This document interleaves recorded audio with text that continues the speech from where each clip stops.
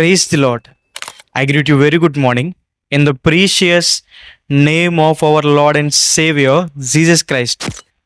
మన ప్రభువును రక్షకుడైన యేసుక్రీస్తు నామములో మీ అందరికీ శుభాలు తెలియచేస్తున్నాను. ఎలా ఉన్నారు? మీరంతా బాగున్నారా? మీకోసం ఎల్లప్పుడూ ప్రార్థన చేస్తున్నాను. ఈరోజు దేవుని వాగ్దానం ధ్యానం చేద్దాం. తలుపు నీ ఎదుట తీసి ఉంచి ఉన్నాను. హల్లెలూయా. దేవుడు మీ కొరకు నూతన ద్వారాలు తెరుస్తారు. ఆయన తెరిచిన ద్వారములు ఎవ్వరూ కూడా ముయ్యలేరు. మిమ్మల్ని ఆశీర్వదించడానికి, స్వస్థపరచడానికి, సమాధానం ఇవ్వడానికి దేవుడు ఆకాశ ద్వారాలు తెరిచి మిమ్మల్ని తృప్తిపరుస్తారు. మీ విషయంలో మనుషులు ఏమైనా ద్వారాలు మూసేశారా? మనుషులు మూసేసిన ద్వారాలు దేవుడు తెరవగల సమర్థుడు. ఇశ్రాయేలు ప్రజలు కనాను దేశం వెళ్లకుండా ఎరుకో గోడలు అడ్డొచ్చాయి. అవి చాలా బలమైన గోడలు. అయితే దేవుడు ఆ గోడలను కూల్చి ఇశ్రాయేలు ప్రజలకి ద్వారం తెరిచాడు. అప్పుడు కనాను దేశమే ఇప్పుడు ఇశ్రాయేలు దేశం. టిబెట్ అనే దేశంలో సాధు సుందర్ సింగ్ గారు వాక్యం చెప్తున్నారని ఆయన తీసుకువెళ్ళి నీరు లేని ఒక లోతైన బావిలో పడేసి తాళం వేసేస్తారు. ఆ కీ అనేది, ఆ తాళం అనేది అక్కడున్న నాయకుడి దగ్గర పెట్టుకున్నాడు. ఆ నాయకుడు ఉదయం లేచేసరికి సాధు సుందర్ సింగ్ గారు బయటుండి అక్కడ కనపడిన వారందరికీ వాక్యం చెప్తున్నారు.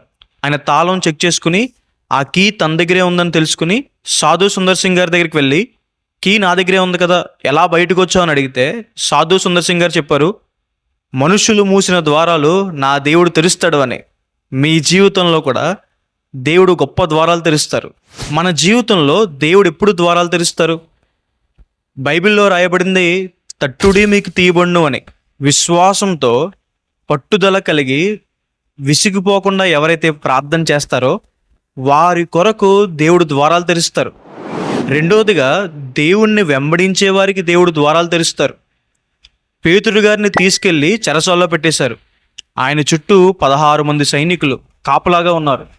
పేతురు గారు ఎప్పుడైతే దేవుని దూతను వెంబడించారో ఆయన బయటికి రావాల్సిన ద్వారాలు వాటికవే తెరవబడ్డాయి. మన జీవితంలో ఎప్పుడైతే మనం దేవుని మాటకు లోబడతామో మన కష్టాల నుంచి, బంధకాల నుంచి దేవుడు మిమ్మల్ని బయటికి తీసుకొస్తారు. దేవుని కోసం ఎవరైతే సాక్షులుగా బ్రతుకుతారో వారి కోసం దేవుడు ద్వారాలు తెరుస్తారు. పౌల్ అండ్ సైలస్, పౌలు, శీల వారి కష్టంలో కూడా దేవుణ్ణి మహిమపరిచినప్పుడు దేవుడు వారి కొరకు ద్వారాలు తెరిచారు.